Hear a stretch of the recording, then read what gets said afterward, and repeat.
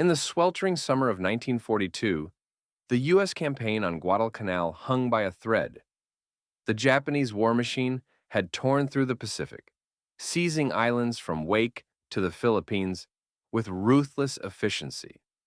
The Solomon Islands were now the crucible of the war, and Guadalcanal was the Allies' first major counteroffensive.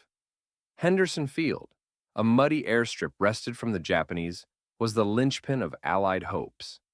If it fell, the entire campaign could collapse, opening the door to Australia. Supplies were scarce, malaria was rampant, and Japanese reinforcements were flooding in. The Marines holding the Lunga perimeter were exhausted, fighting not just the enemy, but the jungle itself. Yet, on a jagged coral ridge just south of the airfield, a small band of U.S. Marines was about to achieve the impossible. Roughly 840 men from the 1st Raider Battalion and 1st Parachute Battalion, under Lieutenant Colonel Merritt A. Edson, faced an onslaught from over 8,000 battle-hardened troops of Major General Kiyotaki Kawaguchi's 35th Infantry Brigade. Outnumbered nearly 10 to 1 with dwindling ammunition, no tanks, and only a handful of mortars, these Marines would hold their ground through 2 nights of savage fighting. Against wave after wave of screaming banzai charges, they would not only survive but capture the hill, breaking the Japanese offensive, saving Henderson Field, and turning the tide of the Guadalcanal campaign. This is the story of one of the most extraordinary defensive battles in Marine Corps history, a desperate stand on a blood-soaked ridge that changed the course of the Pacific War. Let's dive into how a handful of Marines, against impossible odds, held a hill that became a graveyard for Japanese ambitions and secured a victory that echoed across the Pacific. The Guadalcanal campaign began on August 7, 1942, when the 1st Marine Division landed on the island, seizing a partially built Japanese airfield and establishing a precarious foothold around Lunga Point. The fighting was brutal from the start. Japanese naval guns pounded the beaches, Zero fighters strafed from above, and the jungle itself was a relentless foe, thick with vines crawling with insects and festering with disease. By early September, the Marines had carved out a perimeter around Henderson Field, but they were stretched thin. Supplies arrived sporadically, dependent on Navy ships that often fell prey to Japanese submarines and aircraft. Malaria and dysentery claimed nearly as many men as combat. Lieutenant Colonel Merritt A. Edson, a 45-year-old veteran with a reputation for iron resolve, commanded the 1st Raider Battalion, elite shock troops trained for amphibious raids and close-quarters combat. Known as Edson's Raiders, they had already proved their mettle on Tulagi, another Solomon Island. Now they were joined by the 1st Parachute Battalion, reduced to just 214 men after earlier battles. Together, Edson's force totaled about 840 Marines, armed with M1 Garand rifles, Browning automatic rifles, .30 caliber machine guns, a few 60mm mortars, and limited grenades. The 11th Marines' 105mm howitzers, positioned a mile north, offered artillery support, but the dense jungle made targeting a challenge. There were no tanks, no heavy weapons, and no reinforcements close by. Edson's position was a 1,000-yard-long coral ridge running north-south, later called Bloody Ridge, with Hill 123 as its central high ground. Rising 150 feet above the surrounding jungle, it offered a clear view of Henderson Field to the north, making it a natural defensive choke point. From here, the Marines could control the approaches to the airfield, but the terrain was unforgiving. Hard coral made digging foxholes a grueling task, and the open slopes left attackers exposed. Edson knew this ridge was key. If the Japanese broke through, the airfield would fall, and with it, the entire campaign. Intelligence reports were ominous. On September 8th, Edson's raiders had raided the Japanese base at Tasimboko, destroying supplies and capturing documents that revealed a massive enemy buildup. Native scouts confirmed thousands of Japanese troops converging through the jungle. Edson reported to Major General Alexander Vandegrift, commander of the 1st Marine Division, who ordered the raiders and paramarines to rest on the ridge, a thinly veiled order to prepare defenses. Edson positioned his men meticulously. Raiders on the west flank along the Lunga River, paramarines on the east near a lagoon, and machine guns sighted for interlocking fields of fire. Foxholes were shallow, scratched into coral, and ammo was critically low. Some men had only 80 rounds and 2 grenades. The heat was stifling. Malaria weakened dozens, and morale was fraying after weeks of relentless combat. Unbeknownst to Edson, the Japanese were planning their largest assault yet. Major General Kiyotake Kawaguchi, a seasoned commander with victories in China and the Philippines, led the 35th Infantry Brigade, over 8,000 men, including the elite 124th Infantry Regiment. His plan was ambitious: split his force into 3 columns to envelop the marine perimeter. The main force, 3,000 strong, under Majors Yukichi Kokusho and Masao Tamura, would strike from the south directly at the ridge. Colonel Akinosuke Oka's 1,000 men would attack from the west, while 2,000 from the Kuma Battalion and other units hit from the east. Supported by naval gunfire and mortars, they aimed to overwhelm the Marines in a night assault and seize Henderson Field by dawn. But the jungle's tangled terrain and poor maps would prove as formidable as the defenders. As dusk fell on September 12, 1942, the Guadalcanal night erupted. Japanese warships, a cruiser and 3 destroyers, opened fire from offshore, lobbing shells that exploded in the treetops, showering the Marines with shrapnel. A Japanese float plane dropped flares, bathing the ridge in an eerie glow. The Marines crouched in their foxholes, taking few casualties but rattled by the barrage's intensity. Edson's patrols had clashed with Japanese scouts earlier, confirming the enemy was close. At 9:30 p.m., the first wave hit. Kokusho's 1st Battalion, about 800 men, charged out of the jungle near the Lunga River, screaming, "Banzai! Banzai!" with bayonets fixed in a human wave. The Marines responded with devastating fire. Machine guns chattered, sweeping the open slopes. M1 Grands cracked in disciplined volleys. Mortars thumped, and Edson called in artillery from the 105mm howitzers, walking shells into the attackers. The lead Japanese fell in heaps, their charge broken by a wall of lead and explosives. In the confusion, some Japanese units collided with each other, further disrupting their assault. By dawn on September 13th, the attack collapsed. Over 200 Japanese lay dead for just 12 Marine fatalities.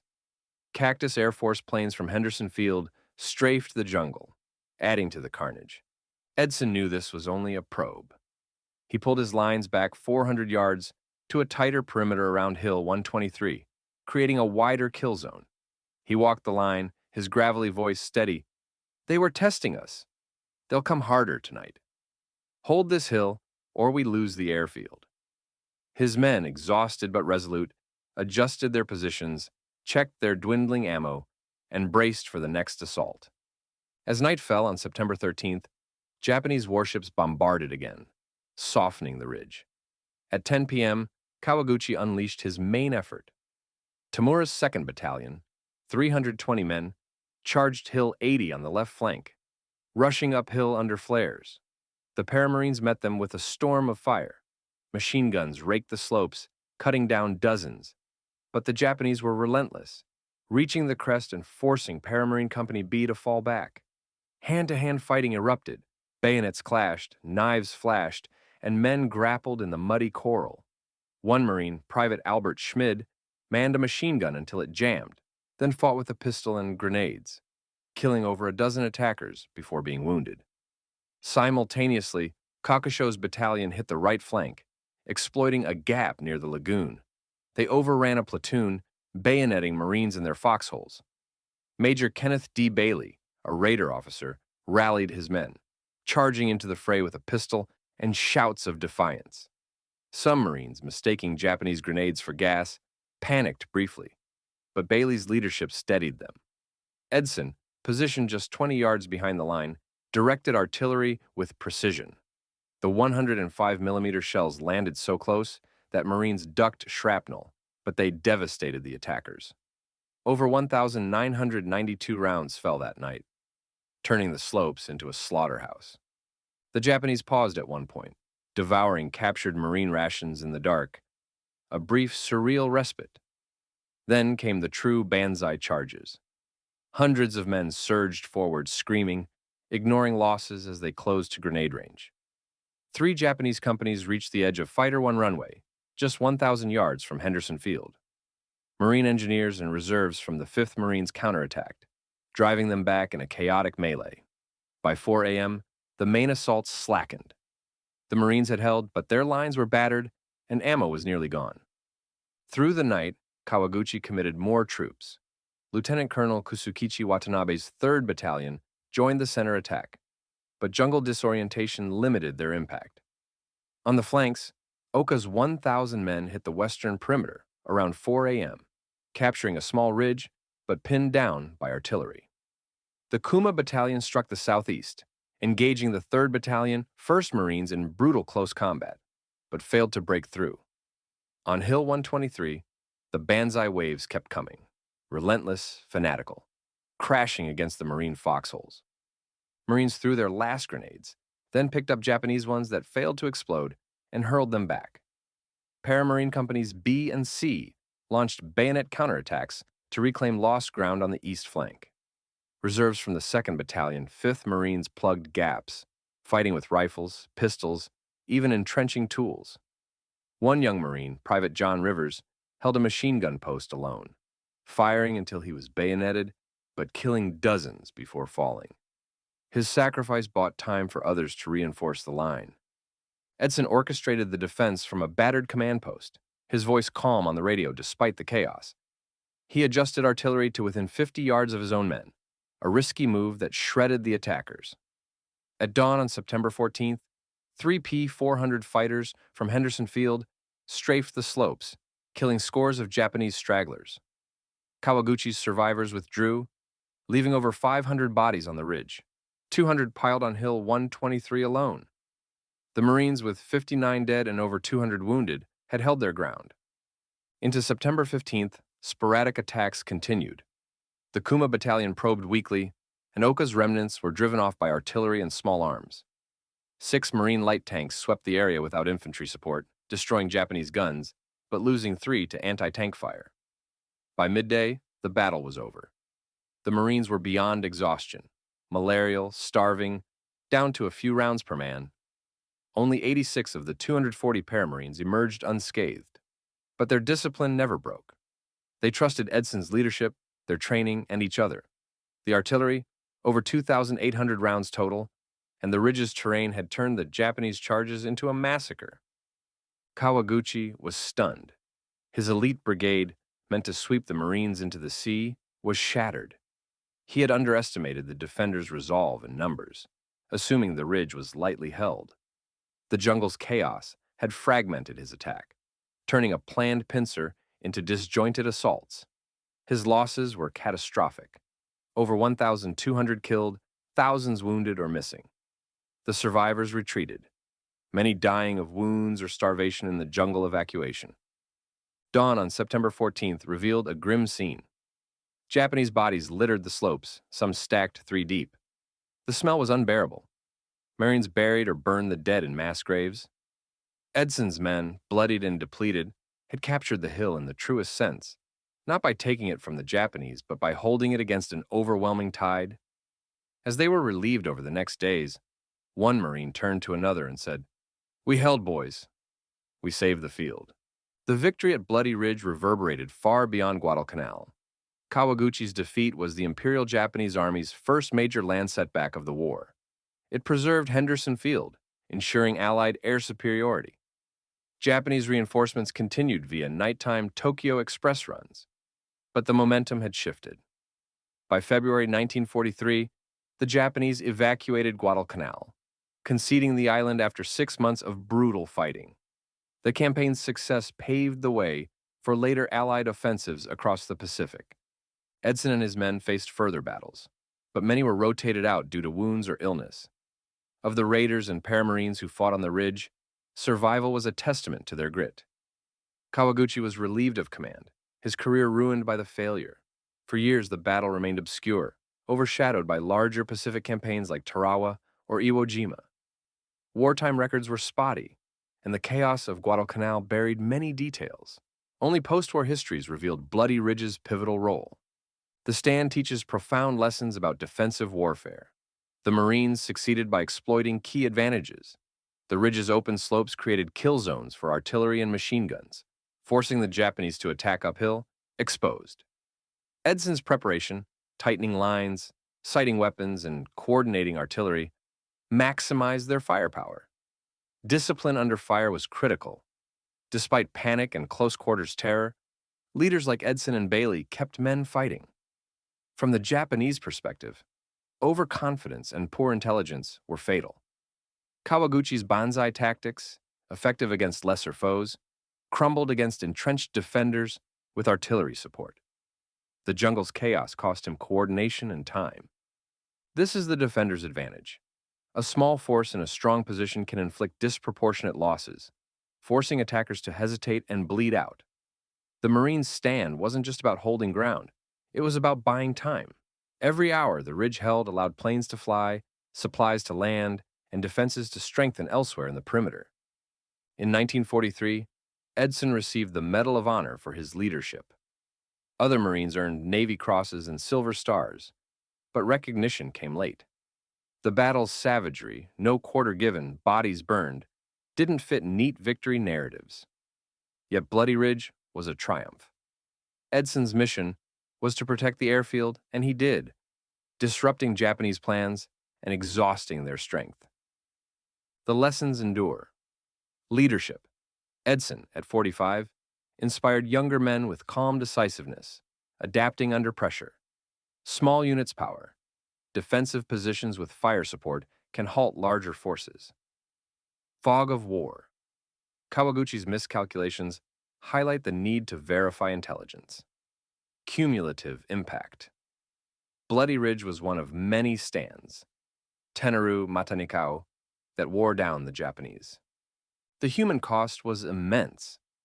Most Marines were in their late teens or early 20s, far from home, battling heat, disease, and primal fear. Private Albert Schmid, blinded in one eye, later said, "The banzai screams were like demons in the dark. You fired till your hands burned." Another Marine, Corporal Anthony Casamento, recalled, "No ammo, just bayonets and guts. Edson kept us going when we thought we'd break." The toll was brutal. Tropical ulcers, malaria, psychological scars. Yet pride bonded survivors. They'd faced annihilation and held. Reunions years later echoed their bond. Worst days of my life. But we made a difference. Bloody Ridge's significance? In World War II's vast scope, a small clash, but a turning point. The 48-hour stand denied Japan air control, grinding their offensive to a halt. Historians credit such actions for Guadalcanal's fall, not one battle, but relentless attrition. Edson's Marines gave the Allies critical hours, for planes to arm, engineers to fortify, and commanders to regroup. Today, Guadalcanal is quiet, with a memorial at Bloody Ridge. Edson, who died in 1955, and his men live on in their story. 800 Marines defied 8,000, capturing a hill that changed the Pacific War. They didn't conquer empires. They held their ground, did their duty, and turned the tide. What do you think? Was Bloody Ridge one of World War II's most underrated battles? Could the Marines have withdrawn, or was capturing the hill worth the blood? Share your thoughts below and subscribe for more stories of courage and sacrifice from military history.